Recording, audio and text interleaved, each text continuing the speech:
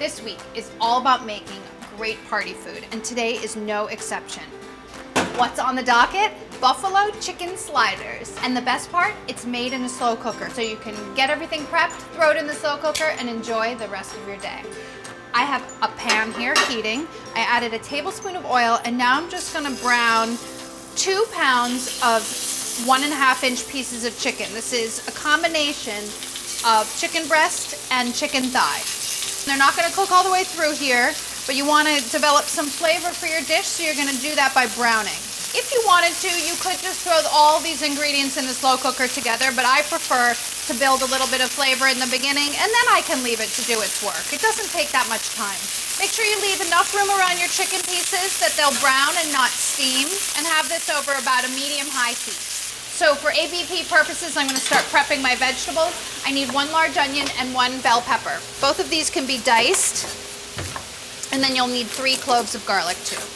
Let me give a check to these pieces of chicken.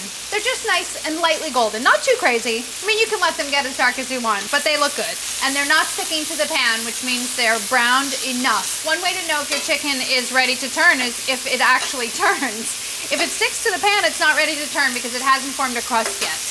All right, back to my ABP. That onion was so big, I can't even fit it on my board. 1 bell pepper, also diced.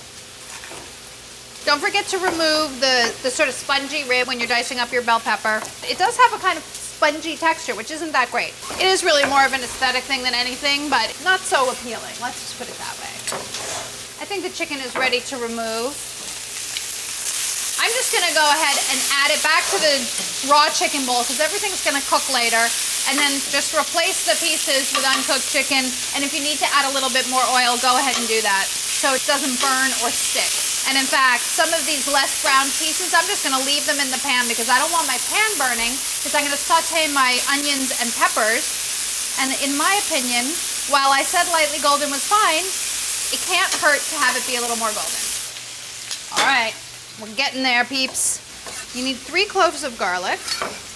These garlic heads have the weirdest sized garlic cloves. So crazy. What's going on? Somebody tell me, please. Oh my goodness, people. It's a garlic conundrum. It's a garlic quandary. It's not really a conundrum. Mincy, mincy, mincy. My vegetables are prepped and my chicken is done browning, so that's perfect timing because I want to saute my vegetables. Remove the chicken, add it to the rest of the chicken, and right into that pan you add your peppers, onions, and garlic.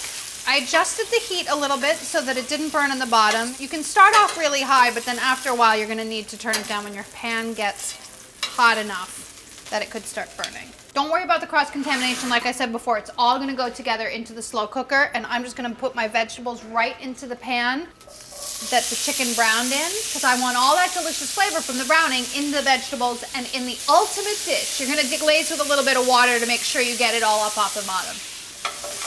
Add a 1/4 cup of water to the pan, and then turn up your heat and bring it to a boil, scraping up all the delicious brown bits from the bottom of the pan. You want to make sure that they all get into your final dish. Otherwise, you're losing out on flavor, and that's no fun. Let these soften and saute for about 5 minutes. You can add your chicken to the slow cooker while you're waiting. And measure out your sauce ingredients. Very simple, all things that you probably have in your cabinet. Add your chicken to the slow cooker. To the chicken, add a 14.5-ounce can of crushed tomatoes, a 1/4 cup of a mild hot pepper sauce, like Frank's Red Hot. Don't use a habanero sauce. Oh my gosh, it would be so hot. Plus it wouldn't taste like wings, because that's the secret ingredient in wings. 3 tablespoons of Worcestershire, 2 tablespoons of yellow mustard, and a tablespoon of unsulfured molasses. And then you're done. That's your sauce. Just stir it up just a little bit, and then get your veg, which should be ready by now. Okay, you can see that these are nice and soft and slightly golden brown, perfectly developed flavor, and that can go right into your slow cooker, and then you turn the slow cooker on 4 hours on high or about 8 hours on medium. Then just stir it up, make sure everything's nicely combined, and season it. I didn't season yet. Give it a little salt. You can always season again at the end, but you want to make sure that you season as you go so that everything sort of comes together with plenty of flavor. Don't overdo it though, because things will reduce.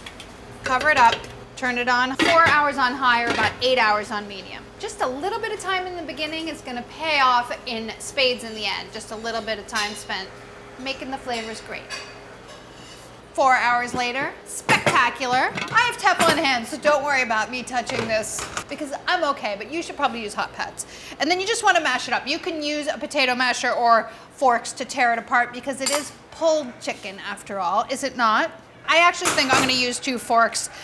This takes a little bit longer, but I feel like I have more control. I don't know what it is. Maybe I think it's fun. You want all the chicken shredded apart in shreds because you're gonna make cute little sliders.